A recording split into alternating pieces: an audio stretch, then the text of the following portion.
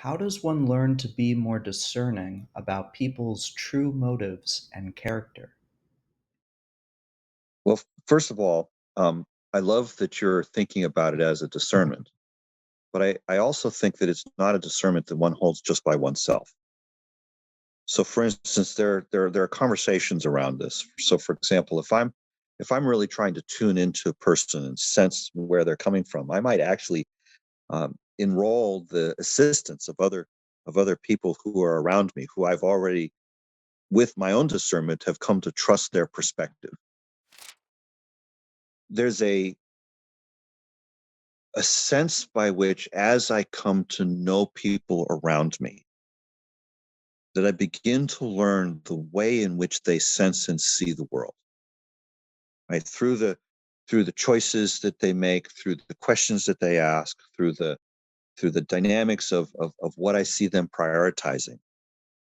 That in effect, through the conversation that I have with them, I begin to learn a little bit about where their basis of choice is and where their basis of noticing is. So in that sense, if I have some concerns about someone in the community, I'm basically wondering, where is their come from, where is their basis of process. I might actually engage the assistance of a few people around me, and then just ask them, what are you sensing here? What are you feeling? What are you noticing? And then start comparing notes. Like, when they did that, I felt this. And when I saw that other thing, I wondered this. And so we start comparing notes. It's a process called the golden bowl, right? Um, and in that sense, the resolving power of discernment can be greatly increased to the degree to which there's multiple diverse perspectives and experiences involved in trying to sense the character of this third party.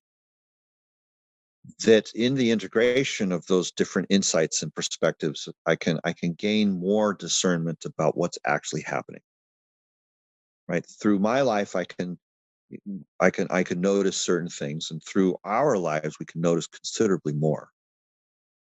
It also helps to just recognize that, in many cases, and this is something that is something I'm still thinking about, but I was reading an article recently that suggested that in effect there's different kinds of identity formation. That some people hold their identity in terms of their social relationships, i.e., um, I'm part of this family, or I'm part of this group, or I'm part of this community, or I am, a member of this organization, or I'm upholding these particular um, relationships with these other people. And I'm not suggesting that that's a bad thing. I'm just simply suggesting that to some extent, if you're asking them to make a statement, and that statement could be viewed as either signaling or indicating alliance with a particular group of people or a particular series of relationships, that they may choose to make the statement that's whatever is needed to be in alignment or show alignment with that group. Then to even make a statement that is in relationship to some sort of worldly concern, which we might say, well, that is or is not true. So, for example, if you have a person in a group, there's a very strong evolutionary bias to show solidarity with the group. Right? There's ancient survival things built into that. Right? These are strong pressures. These are not minor things. That in many cases, to be outcast from the group, at least when we're talking 10,000 years ago, to be outcast from the tribe is roughly a death sentence. Right? The number of skills needed to endure in the bush is pretty broad. Like you need to be very, very capable of dealing with a really wide variety of situations, and just like know what you're doing in a profound way in a lot of ways, to even have a chance of enduring for a little while. And of course, just the randomness of what happens. You need help. I mean, basically, to to endure in the bush for a lengthy period of time basically needs the efforts of a group. So in this sense, we have a strong predisposition to show solidarity with the group, even if that means not showing alignments with what we might call the objective truth at a physical level. So, signaling as a process can be quite overt, can be quite specific, and so in that sense, there is a need to discern. Other people, and I'm thinking of autistic people in general, are more often going to be not defining themselves in terms of their relationship, far more defining themselves in terms of their interests or their experiences.